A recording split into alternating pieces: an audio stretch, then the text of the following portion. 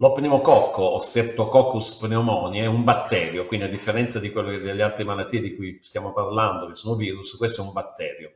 Che cosa provoca questo batterio? Provoca, quando colpisce i bambini, essenzialmente otiti o meningiti. Quando colpisce invece l'anziano, provoca soprattutto delle polmoniti molto gravi, delle otiti, ma anche delle meningiti e delle encefaliti.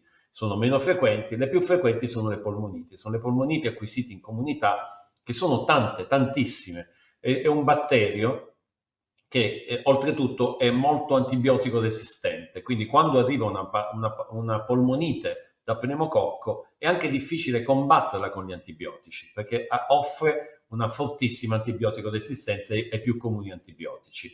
Abbiamo un'arma molto importante che è quello del vaccino. Adesso abbiamo un vaccino 20 valente che copre da 20 serotipi dello pneumococco, quelli che in qualche modo provocano la maggior parte delle polmoniti, delle otiti e delle meningoencefaliti. È importante vaccinarsi e oltretutto è un vaccino che possiamo fare insieme all'influenza, insieme al vaccino Covid e dobbiamo fare una sola volta per tutta la vita. Ecco perché è veramente incredibile che ci siano ancora anziani non protetti da questa vaccinazione. L'invito che io faccio assolutamente a tutti quanti è di informarsi dal proprio medico e vaccinarsi contro questa malattia. Ci protegge da forme gravi di polmonite che sono responsabili insieme all'influenza di quell'eccesso di mortalità di 11-15 mila morti che ci sono ogni anno durante la stagione invernale. Ci si può vaccinare una volta sola per tutta la vita, è utile farlo in concomitanza del vaccino antinfluenzale, ma ci potremmo anche vaccinare in qualsiasi giorno dell'anno naturalmente. Quindi rivolgiamoci ai nostri medici, ai nostri specialisti